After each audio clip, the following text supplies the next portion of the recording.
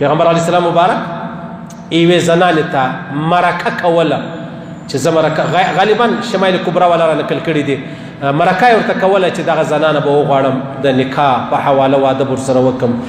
بیا دا خبره وسوه ولیا رسول الله د دې ښځې تر نن ورځې موږ مریضي لیدلې نه ده، موږ مریضي لیدلې نه ده، جوړه او روغه او شاده او آباده. بیا پیغمبر مبارک بیرته پرېښول ولیا دا نه کوم. ولې؟ پیغمبر علیه الصلاة والسلام مبارک فرمایي و الله ته هغه سړی ډیر محبوب دی چې پر کم چا مصیبت راولي او دی په دې مصیبت باندې راځي، مصیبت رالی او دی په دې مصیبت باندې راځي. الله دې هر مسلمان له هر مصیبت وساتي. الله پاک دې چې کم مریضان دي بیماران دي په هسپتالو کې الله دې و هر چاته که زموږ د سر دشمن هم دی الله دې شفای کامله ور نصیب کړي، الله دې جوړ کړي، الله دې روغ کړي، الله دې ښه کړي. خواري ډېره ستړې ده، خواري ډېره ستوماني لري.